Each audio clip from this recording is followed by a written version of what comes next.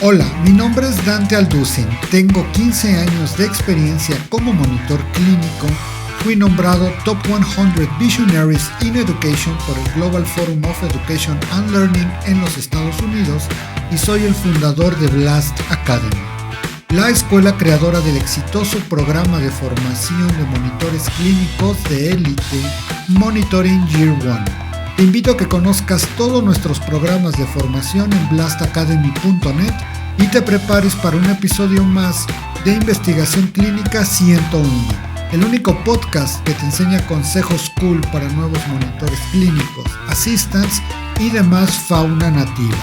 Nous avons commencé, que en francés es empezamos. Sácale blue. Hola chicos, ¿qué tal? ¿Cómo están? Bienvenidos a un episodio más de este subpodcast Investigación Clínica 101, consejos cool para nuevos monitores, assistants y demás fauna nativa. Y hoy tenemos un episodio muy especial porque tenemos a una gran invitada que es Mariana Tala. Bienvenida, Mariana. Me da Hola. muchísimo gusto tenerte por aquí. Bueno, Mariana es parte de una comunidad de investigación clínica que se llama Descoordinando y de la cual vamos a hablar más adelante. Todavía no llegamos a ese punto, chicos, pero ya iremos llegando.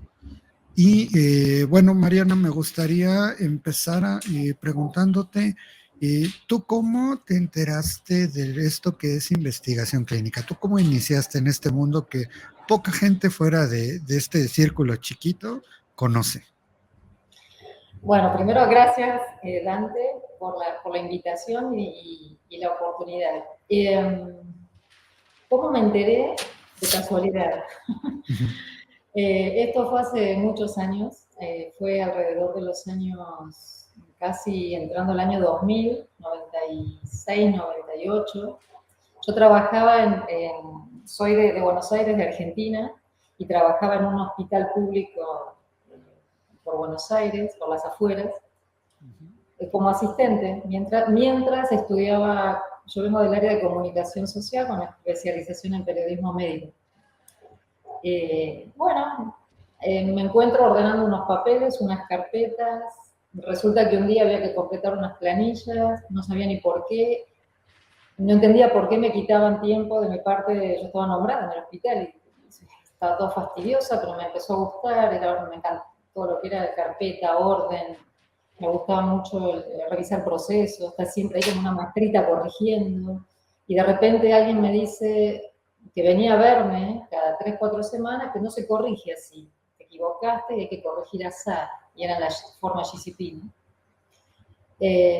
Cuento corto es que un día me llega es un laboratorio muy importante a nivel mundial, se fusionó, pero era uno de los, así, ¿no?, de los laboratorios más fuertes.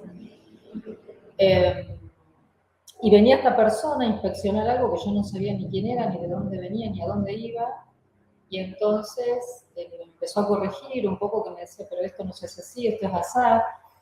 Yo mucho no entendía, entonces ahí me sentó y me explicó que yo era la Study Coordinator, nunca había escuchado eso, de un estudio clínico, y ahí me cuenta lo que es un Study Coordinator, ahí me entero qué estaba haciendo yo.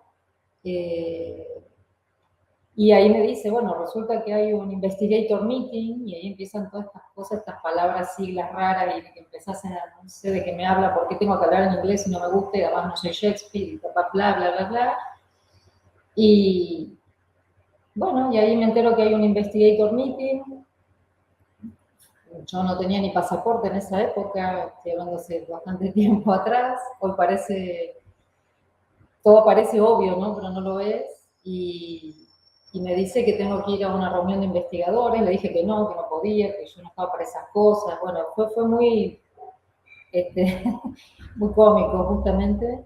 Y ahí es como que me entero que existe esto, que es ser coordinador de estudios, que me enteré por azar, por casualidad, que no necesitaba específicamente, al menos en Argentina, provenir de las ciencias biológicas o ser médico o químico, lo que fuere. Yo ya llevaba tiempo trabajando en oncología, muchos años, entonces tocaba de oído, ¿no? Preguntas, cosas, procedimientos, eso me facilitó mucho. Era la secretaria de un comité de tumores también del hospital, bueno. Entonces me facilitaba mucho el momento de pasar diagnósticos, el tema de las drogas oncológicas, etc. Y ahí empezó una carrera medio como sin darse cuenta, ¿no? No se estudiaba en ningún lugar, no sabías a quién preguntarle. A mi investigador principal no le podía preguntar porque él me decía, yo no sé ni siquiera qué es eso, él ni se había dado por enterado que le habían entregado unas carpetas y que bueno, estoy segura que nunca existió una presta divisi, no la recuerdo, por mí no pasó, por él tampoco, creo que era una cosa medio siempre amateur, una cosa muy loca. Y bueno, así me enteré, digamos, así me enteré y después vino otro monitor, un oncólogo, y ahí me dijo, no, creo que quizá puedas trabajar en la industria bajo ser monitor, y ahí empezó otra vez, ¿no? Y ahí digo, uy, qué lindo, ¿quién me va a enseñar? Yo te enseño, y te vamos a formar, y vamos a ver, y todo era muy casero, ¿no?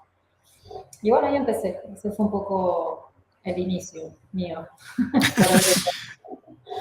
Sí, fíjate que antes, bueno, también esto lo noté yo en México. Yo todavía estaba estudiando y tenía una compañera que le pasó más o menos como a ti.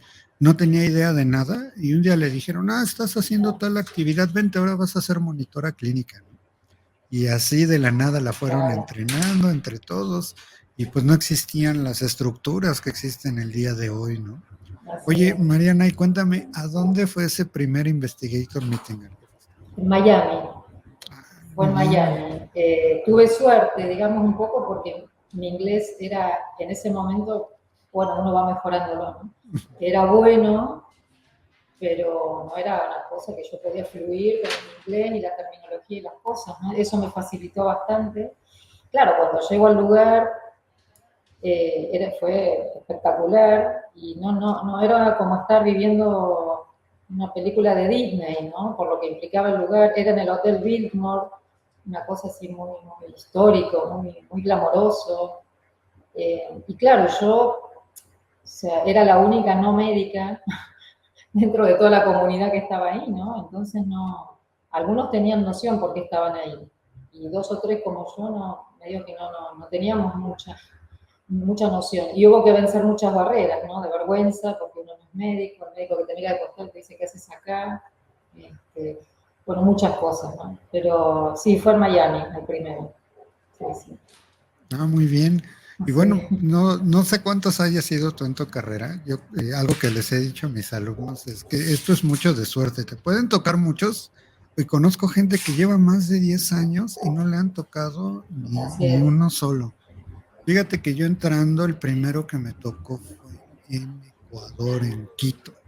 Bueno, yo estaba feliz, ¿no? Porque justo iba a salir del país y todo, también fue a sacar Claro, mi pasaporte. Una gran experiencia y sí, justo, igual me pasó como a ti, ¿no? Todo el mundo sabía de qué estaban hablando, menos yo, ¿no?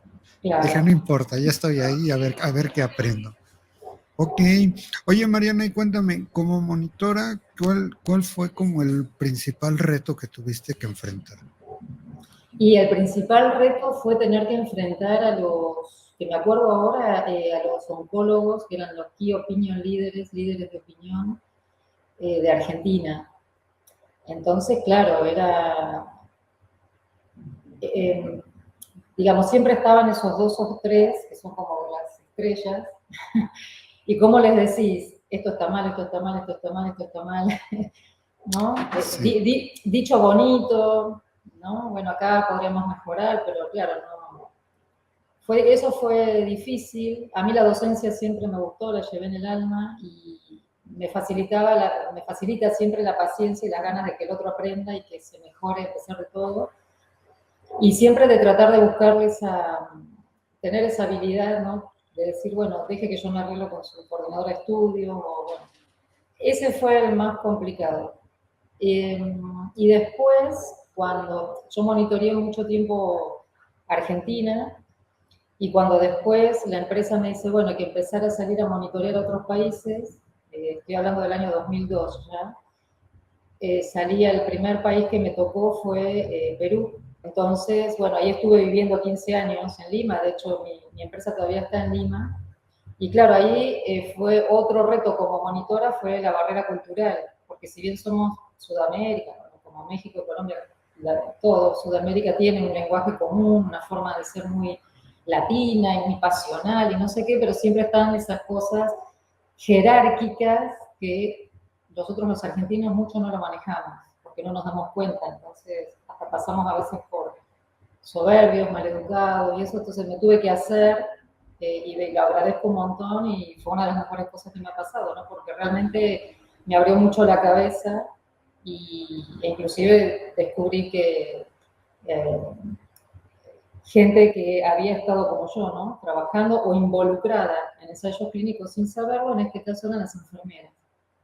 Y esa fue otra de las barreras que como monitora, porque ellas te cerraban la puerta en la cara, decían, esto no me importa, y con mucho carácter, con justa razón, siempre el tema económico en el medio, ¿no? No saber, ellas sabían que se pagaba por esta actividad, pero a la vez nadie les enseñaba a hacer investigación, nunca cobraban y se les daba y se les cargaba con un montón de tareas que no tenían, que no tenían por qué hacerlas, vamos, no estaban ni siquiera declaradas en las planillas.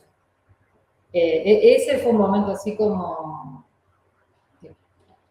de tensión. Este tema, Ok. allá.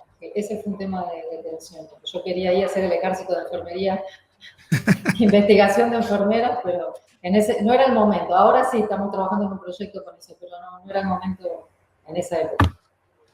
Ok. Oye, tú dirías entonces que es muy diferente hacer monitoreo en Perú que en Buenos Aires. No es muy diferente, o sea, tiene sus cosas estándares, pero yo sí digo que hay que tener, yo siempre digo, lo técnico se adquiere, entonces no es problema para los chicos que recién empiecen, o sea, eso se aprende y todos aprendemos y lo podemos hacer. Pero el tema de la barrera cultural es necesaria como absorberla, ¿no? Primero, o sea, como una parte de, si se quiere, vinculada a las relaciones públicas, del protocolo y ceremonial, porque son desde palabras distintas que uno lee en la historia clínica y entonces uno no puede permitirse reírse si uno lee algo que en su país o en otro país no se lee y puede sonar distinto y entonces yo sé porque me han hablado mucho y claro, palabras, gestos, formas de trabajo, ¿no? Por ejemplo, el argentino es muy imperativo en la forma de hablar, porque estamos siempre apurados y queremos acortar, entonces decimos, tráeme, ¿no? Fotocopiar. Y allá era, ¿tú crees que podrías fotocopiar? Entonces uno dice, no tengo tiempo, se me va el avión, no puedo hacer todo eso.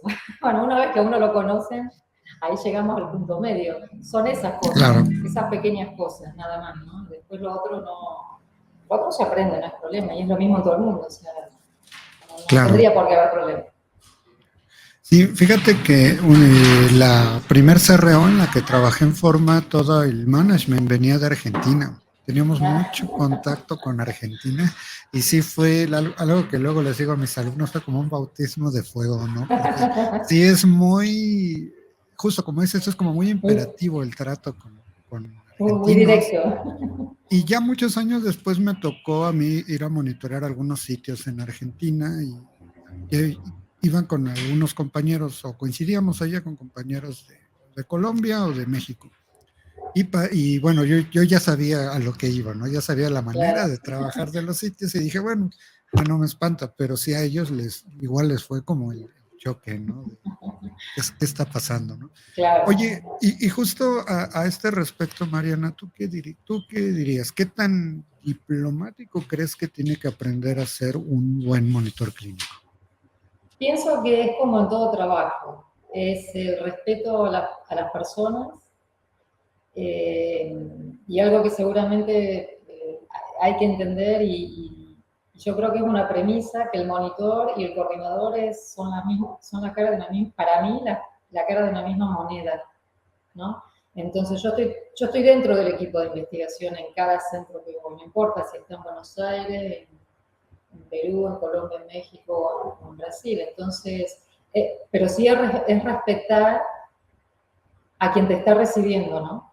Al país que te recibe, al hospital que te recibe, si trabajás en una CRO, yo roté 15 días por una CRO en México en el 2009 y era, claro, uno está con ese temperamento y eran otros tiempos y otras cosas, y no quiere decir que por eso yo haga mejor el trabajo que el otro, o sea, son distintas formas, pero sí es respetar la idiosincrasia y la parte cultural del otro, ¿no? O sea, hay muchas cosas y los primeros tiempos en Perú, los primeros años, claro, yo viajaba, me tocaban todos los fase 2 en oncología. Entonces, los tiempos las semanas son más, había que estar cada 3 semanas, ¿no? En los centros de investigación. Entonces, y fui muy seguido, iba y venía durante 2 años, una vez al mes. Ya conocía, entonces sabía qué ropa podía ponerme, qué ropa no, qué colores. De repente nosotros, las mujeres en Argentina usábamos las uñas de rojo toda la vida, por la moda tango, de rojo, celeste y negro. Entonces de ahí, y me daba cuenta que eso no, me lo han llegado a decir, ¿no? Amigas que después tuve, bueno, hoy las cosas están totalmente cambiadas, es diferente. Por ejemplo, cuando abrí yo mi propia consultora en Lima, esto fue en el 2009, una de las monitoras que yo contraté me preguntó, una excelente monitora que venía de la industria farmacéutica, pero de NERD, excelentísima, ¿no? Un nivel de inglés, todo, perfecta era. Para mí ella no tenía nada que preguntar, nada más que aprender 2, 3 cosas y nada más. Y me sentó un día y me dijo, ¿cómo debo ir vestida a los centros? ¿Y cómo considerás que tengo que venir vestida a la oficina? Y yo pensé que era un chiste. Y entonces, nos reímos, vamos a tomar un café. Y me lo vuelve a preguntar al otro día. No. Y le comento a una amiga que estaba fuera del ámbito de la investigación, en Perú. Es la mamá de uno de mis ahijados hoy. Entonces, y ella me comenta.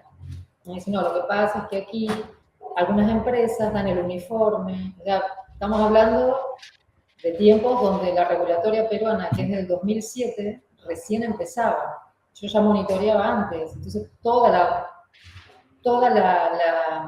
lo que pasaba era todo muy de empresa privada y como que se transmitían esas cosas, ¿no? Entonces yo le decía, no, vos podés venir vestido como quieras e ir vestido a los centros como vos consideres, pero no, o sea, tenía que, y me volví a preguntar y bueno, después entendí que necesitaba mi aprobación, cosa que me pareció un horror. Pero yo tenía que respetar eso y después, bueno, duró poco tiempo, pero son cosas que sí que hay que respetar y tampoco nadie me dijo cómo ir a dirigir una empresa a otro país. Por ejemplo, claro. Encima era un país con sismos y en Argentina, bueno, Buenos Aires donde yo estaba y donde estoy ahora no hay sismo, entonces yo tampoco sabía ni cómo señalizar la oficina, ¿viste? Son cosas que son de investigación, que no son de investigación, pero que hacen al clima laboral. Entonces, respondiendo a tu pregunta es eso, no hay que ser demasiado distinto, no, pero sí por ahí conocer alguna que otra cosa, ¿no? Y por respeto al otro que te recibe, ¿no? Y entender que siempre uno está en un equipo de trabajo, no importa la jerarquía. Para mí eso es básico. Eso claro. Es básico. Ok, muy bien. Oye, Mariana, y bueno, llega justamente esta parte del cambio del monitoreo. Cuéntame, ¿qué siguió después de tu etapa de monitoreo? Y después de ahí, bueno, se necesitaban, yo me crié en una empresa muy pequeña, en Buenos Aires, en una CRO muy chiquita que hacía solo estudios de oncología. Y estaba dirigida, o sea, era la sucursal de la casa matriz que estaba en Francia.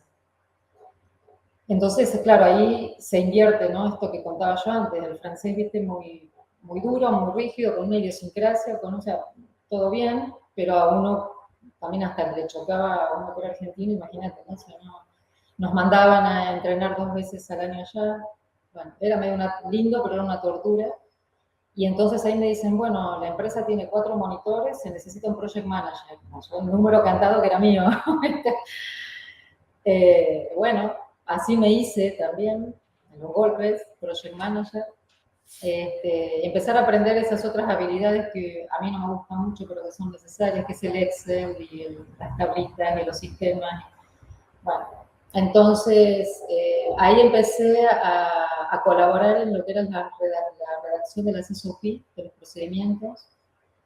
Y ya, bueno, después de ahí, yo ya había hecho mi paso por Perú, había monitoreado otros centros en otros países, pero Perú venía fuerte, y bueno, ya me ofrecen la opción de ir a vivir y abrir la empresa en Perú, así que me fui a dirigir la empresa, la empresa francesa con base en Argentina y ampliamos a Perú.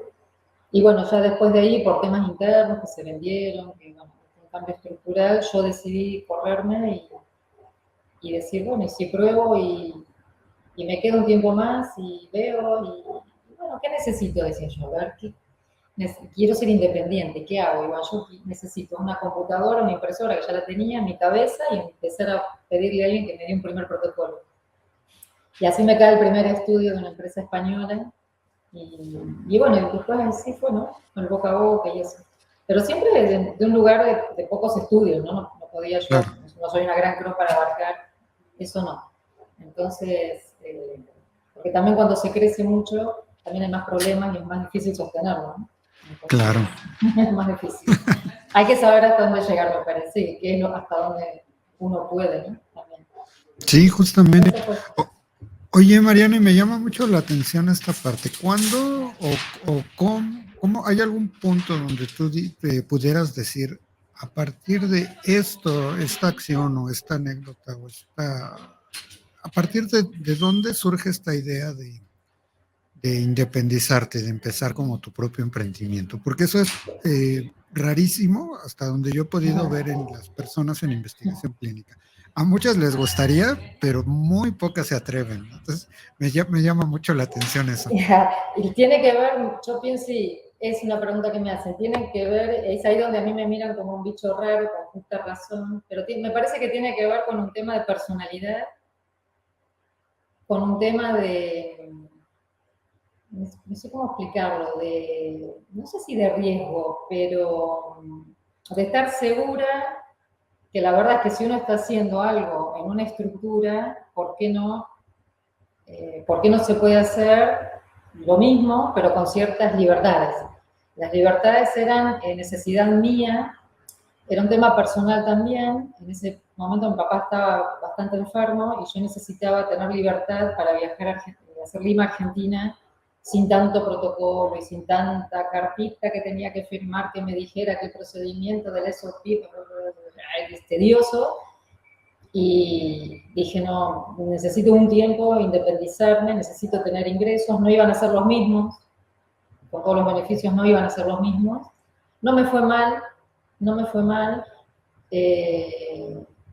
Hice un giro después por otras cosas, pero ese era un poco, y bueno, yo siempre fui de decir, ¿qué es lo peor que te puede pasar? Como cuando me dijeron, ¿querés ir a abrir Perú, San Antonio, o el otro era, o Francia, que era donde nos habían formado? Dije, no, Francia ya había conocido, no sé hablar francés, el francés es bastante especial, a los latinos nos cuesta un poco eso, Europa.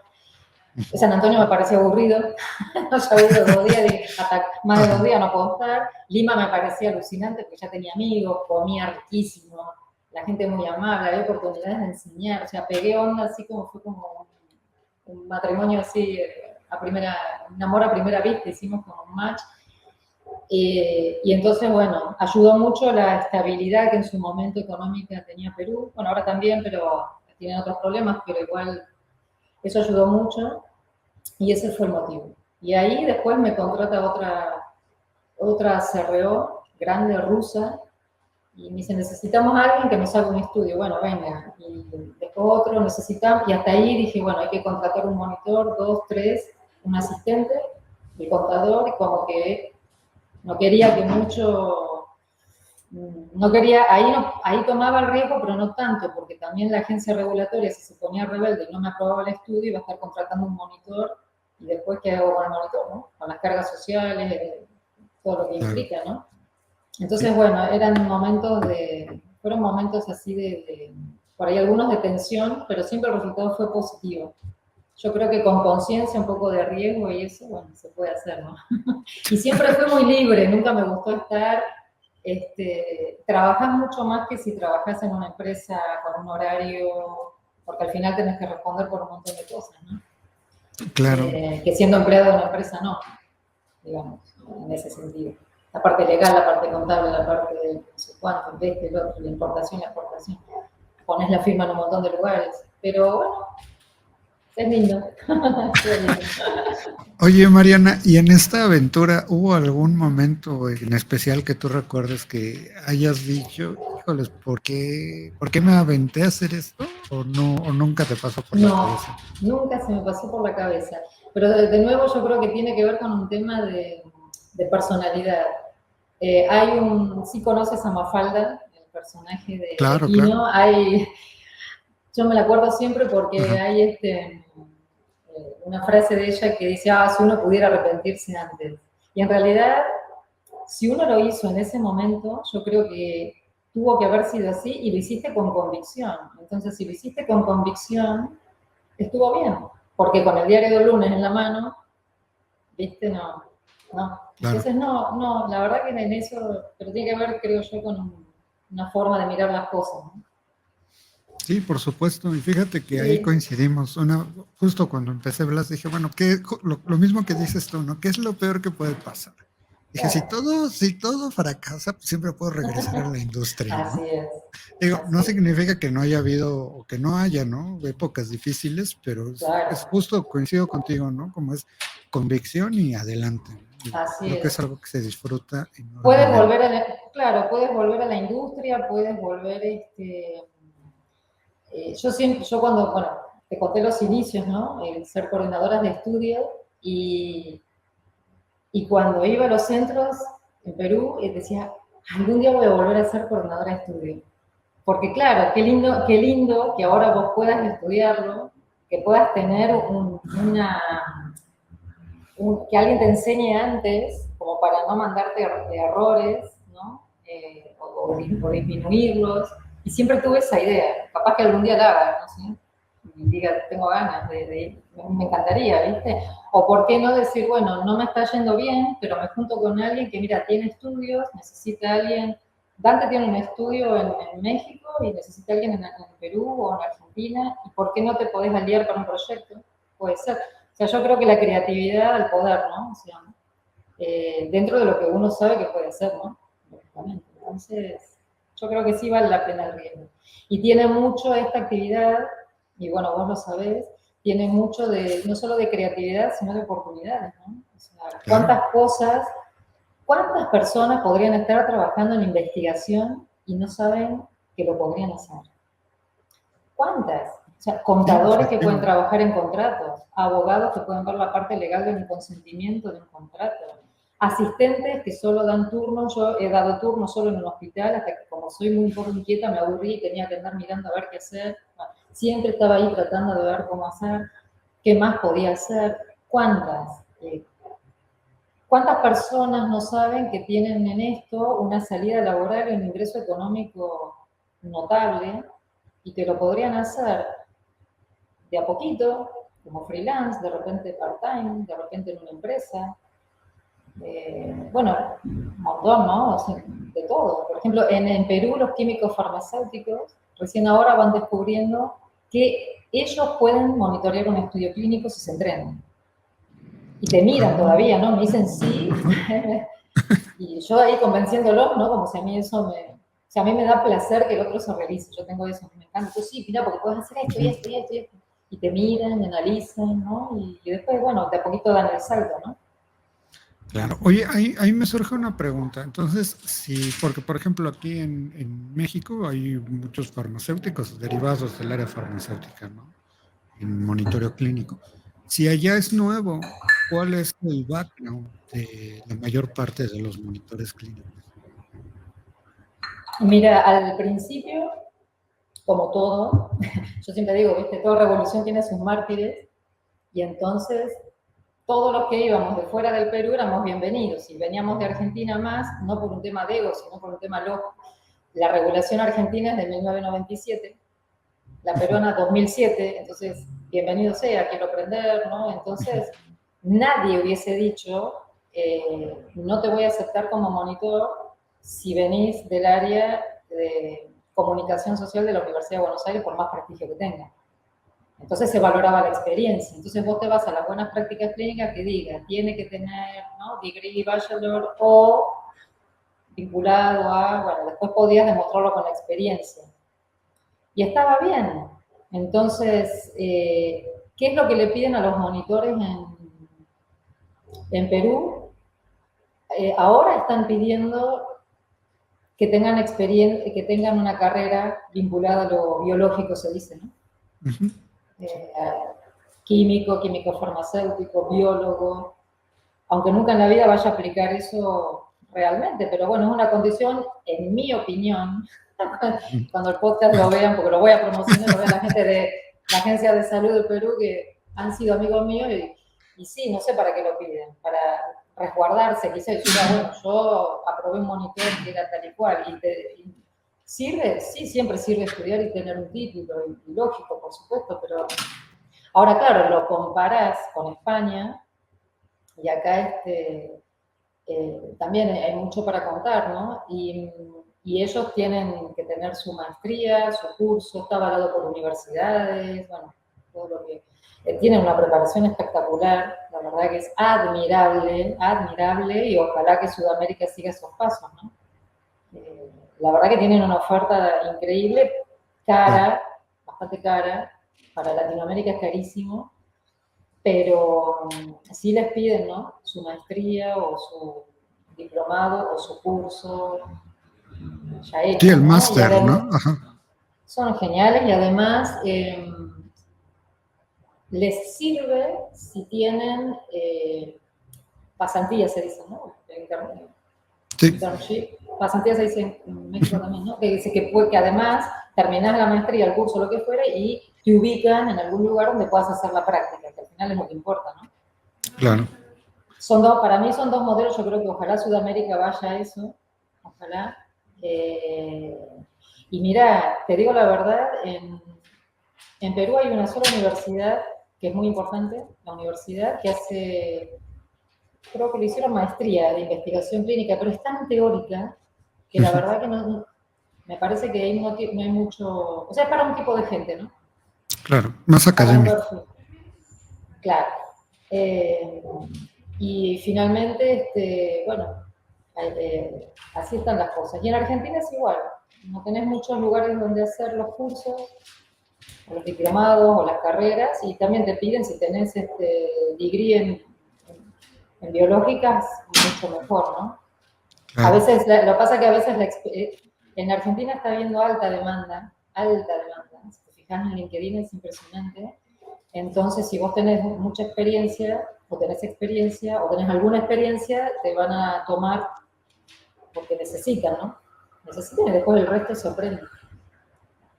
Claro. Sí. No sé cómo es en México, ¿no? Nunca ahondé demasiado. Es parecido. Y básicamente hay dos, tres opciones, son muy académicas.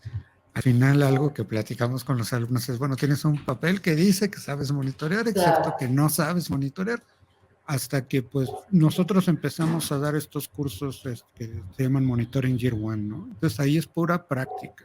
Y claro, como proyecto final es tu visita desde carta de confirmación, visita virtual al sitio, SDV, reporte de monitoreo, te entrevistas cara a cara con el sitio, carta de seguimiento y ahí va un feedback, ¿no? A ver cómo te fue, claro. qué hiciste, qué preguntaste. Sí, porque justamente algo que les digo a mis alumnos, que probablemente tú ya te topaste en todos estos años, es, ok, las GCPs están muy bien, pero ¿qué pasa si el doctor te dice no lo voy a hacer? Por lo que sea, ¿no? Entonces, ¿qué sigue? Ok, Claro. oye Mariana, y cuéntame, ¿qué es Descoordinando? ¿De qué se trata este proyecto? ¿Cómo llegas tú ahí? ¿Qué pasa con esta comunidad? Descoordinando, descoordinando un ensayo clínico es una iniciativa de dos personas españolas en épocas de pandemia, un poco aburridos, porque no tenían mucho que hacer. Si bien los Ujú, ensayos clínicos nunca se frenaron, bueno, claro, ¿sí? digamos, hubo bastante actividad, eh, dijeron, bueno, nos lanzamos. Son coordinadores de estudio, los dos. Sergio es el líder, digamos, Sergio Cano es el líder del grupo, y quisieron visibilizar la actividad de los coordinadores de estudios, hacerlo visible, darles como que la gente sepa qué es lo que hace un coordinador de estudios, de qué se trata, qué tareas hace, ¿no? Cuál es la importancia, y qué problemas se va tocando, ¿no? Luego también empezar a dar espacio a los monitores y empezar a publicar notas sobre monitoreo, cosas que pueden ser graciosas, darles un tinte distinto que no sea tan ceremonioso. Y bueno, la verdad es que fue creciendo. Yo me pongo en contacto con ellos, con Sergio, me parece, que fue con él. Y entonces dijeron, les propuse, ¿no? Le digo, mira, la verdad que estaría bueno de repente tener una voz en Sudamérica, ¿no? Tener voces en Sudamérica, empezar también a mostrar las diferencias de lo que es un coordinador, no de lo que hace, sino de cómo lo hace, con qué problemas se encuentra, el tema del monitoreo también.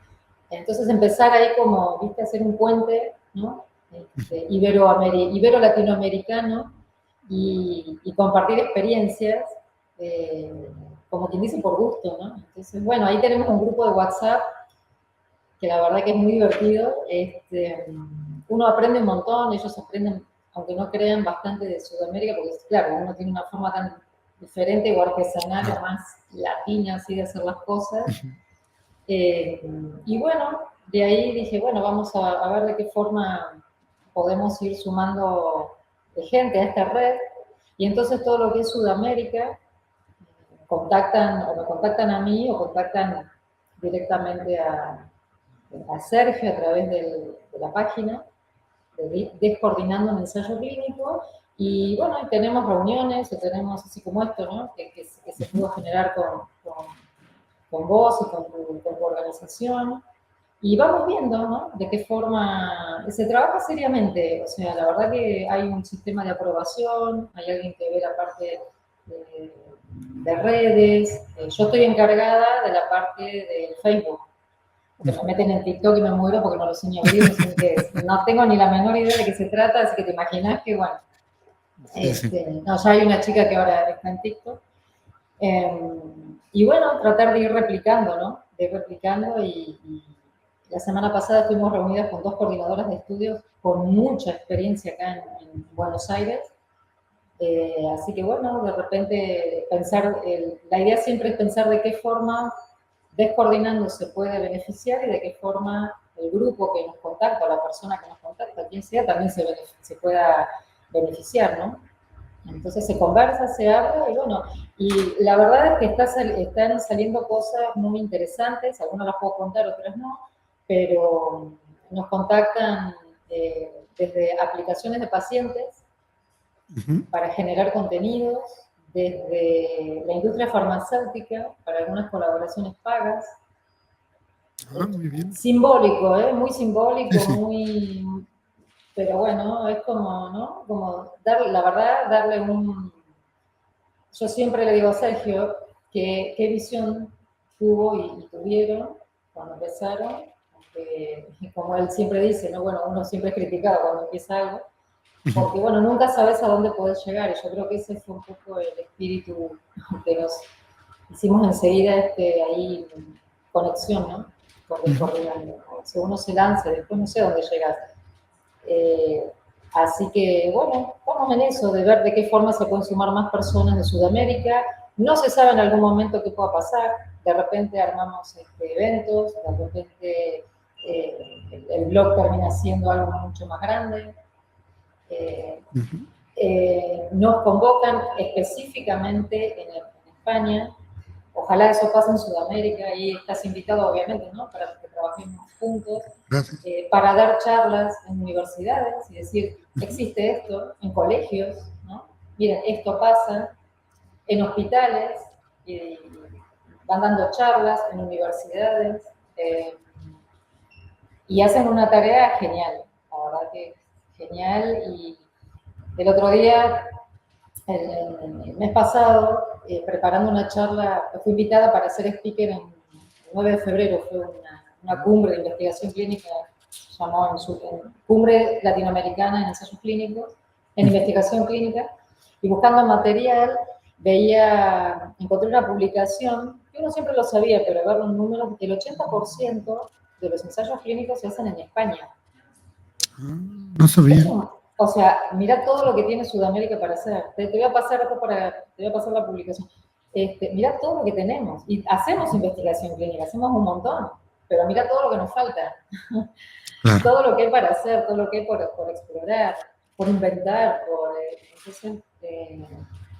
y bueno, por conocer, ¿no? Y la idea de Coordinando es esa, visibilizar la tarea del coordinador, ver a dónde uno pueda llegar, armar una red con un sentido común, pero la premisa siempre es win-win, ¿no? O sea, todos ganamos. Sí, claro. Todos nos beneficiamos de alguna forma. No ser egoístas yo creo que un poco es esto que pasó en pandemia con las vacunas, ¿no? Donde ahí todo el mundo tuvo que compartir una cierta cantidad de datos, o sea, unir esfuerzos para un montón de cosas, para salir un poco de esta situación, ¿no? Que fue terrible. ¿Cuántos años duró? Un montón. Para nosotros fue un montón. Sí, entonces, sí, sí. Un poco la idea es esa, o sea, compartir recursos, ayudarnos y visibilizar esto que para nosotros en Sudamérica, si bien tenemos sana, recién empieza, ¿no? Prácticamente. Un poco la idea es esa. Ok, por supuesto, pues genial. Y justo, Mariana, fíjate que ahora sí que le tenemos un regalo a la comunidad de Descoordinando. Estamos haciendo un training gratuito, un kick-off training, para toda la gente que quiere iniciar su carrera en investigación clínica, pero no sabe absolutamente nada. Bien. Tú sabes que no es poca, ¿no? Es la gran mayoría. Entonces, bueno, para la comunidad de Descoordinando, vamos a dejar aquí abajo el link para que puedan tomar este curso. Al momento en que ustedes vean este podcast, pues ya habrán avanzado las clases. Sin embargo, para la comunidad, vamos a grabar las clases y van a poder acceder a ellas posteriormente. No tienen ningún costo, nada más marquen ahí que son de la comunidad de Descoordinando, les pregunta un pequeño formulario que hay y con eso les vamos a hacer llegar el entrenamiento, que son 3 clases. Genial, muchísimas gracias, van a poner contentos. Muy bien, genial. Oye, no, por nada. Oye, Mariana, una última pregunta. Dime. ¿Qué consejo le darías tú a todas las personas que quieren iniciar su carrera en investigación clínica en estos momentos, pero no tienen nada de experiencia?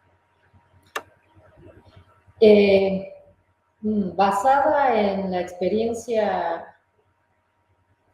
en mi experiencia, fue divertido, pero fue duro empezar sin tener un lugar donde preguntar, donde decir, ¿qué es esto? ¿Qué me piden? ¿Qué tengo que hacer? La verdad, ahorra tiempo, disminuye errores y te empodera mucho más si podés empezar a estudiar, como sea, un curso de un mes, de 3 meses, de lo que sea. Empezar a familiarizarse con las palabras, estas siglas que el SOP, que el IC, que el ICF, que el PI, y que la verdad es estresante cuando uno entra a una CRO, ¿no? a una organización de investigación por contrato, por el que no conoce, porque de repente te bajan todos los procedimientos y es una locura, y además hay que vencer la barrera del idioma, porque es en inglés, y no todos manejan inglés. Estudiar inglés, siempre para toda la vida, por ahora va a ser el idioma. Hacer cursos en investigación clínica chiquititos, ver si te gusta, ampliar. Si tenés un currículum y te parece que mandaste a un montón de lugares y de repente no, decís, tengo un poco de experiencia, entonces ¿cuántos cursos más voy a hacer? Porque ya hice, de repente hay algo en el currículum que no funciona. Enviárselo a alguien para que lo revise, ¿no? Siempre hay expertos que eso pueden hacer. Hay palabras que deberían ponerse y otras que no. Pero sobre todo, empezar a vincularse con gente que hace investigación clínica. Yo siempre les digo, el otro día hice en una mentoría, doy mentorías así para 1 o 2 personas, ¿no? Chiquitas. Un poco fue a pedido, es lo que uno siempre hizo, pero no sabía que lo podías hacer un poquito a gran escala,'¿viste? Entonces las chicas me preguntaban, pero yo ya estudié, ya hice esto. Bueno, claro, es como si vos tuvieras en un equipo de fútbol a un jugador titular y un suplente, y vos tenés un suplente que sabe un montón, que quiere salir a la cancha y no le dan la oportunidad. También está que la empresa te dé la oportunidad, ¿no? Entonces también yo creo que hay que saber buscar en qué empresa y no desesperarse. Que tengas que tener mucha paciencia. Un coordinador de estudios de un centro muy importante en Perú, un centro privado muy importante, me dijo, bueno, pero ¿hasta cuándo? Y no sé hasta cuándo. De repente explota Perú de ensayos clínicos, no es ahora el momento por tema político, pero ha pasado y ahí te empiezan a llamar gente y entonces vos ya estás preparado, tenés tu curso, hiciste tu GCP, hiciste tus talleres, pudiste ver de qué forma resolver tal o cual cosa, estas cosas que vos decías, cuáles son los desafíos y que nadie te cuenta, porque no te lo va a enseñar una buena maestría, ¿no? Buscate un mentor, buscate a alguien que sea un referente, que puedas llamar 2 o 3 veces al año y decir, a ver, mira, tengo esta pregunta, ¿cómo me salgo de esto? ¿No? La capacitación te ahorra tiempo. Te ahorra tiempo porque si alguien te está por llamar, y bueno, ya está. O quizá alguien también te espere y diga, a este lo tengo en vista, todavía no hizo una práctica, pero voy a esperar que se haga un curso. ¿No? Y no tener que yo como empresa tener que formarlo porque de repente puede la empresa y es el momento y muchos lo hacen y de repente no. Entonces, eso me parece fundamental. Y aparte porque estudiar con gente con experiencia y con criterio, la experiencia da mucho criterio, es muy bueno porque a mí me ha pasado de coordinadores de estudio, de monitores que se empiezan a llamar entre ellos, ¿cómo hiciste esto? ¿Cómo hiciste lo otro? ¿Cómo? Entonces, claro, si te conectas con gente que mucho no sabe o que recién empieza, los errores se cuadriplican. Entonces, estudiar con alguien experto que te pueda contar realmente cómo son las cosas y cómo deberías hacerlas, eso también me parece como crucial. Perfectísimo, pues coincidimos al 100%, Mariana. Pues muchísimas gracias por estar aquí, muchísimas gracias por tu tiempo y gracias a la comunidad de Descoordinando. Y pues ya saben, chicos, cualquier duda o pregunta nos la pueden poner aquí en los comentarios. ¿Y dónde te pueden encontrar a ti, Mariana, si alguien quiere ponerse en contacto contigo?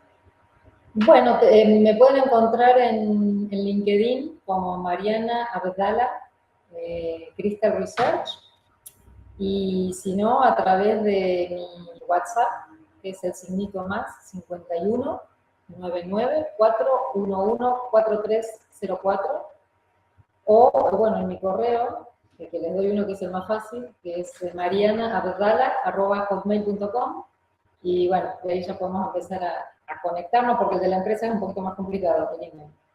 Ok, muy bien. Y si no, a través de la página de Descoordinando, por supuesto, también, ¿no? Ah, claro. Estamos todos conectados. Muy bien, pues ponemos los datos de contacto aquí abajo en la descripción. Muchísimas gracias, Mariana, y pues nos vemos, chicos, en el siguiente episodio. Ok, gracias. Felicitaciones. Bye.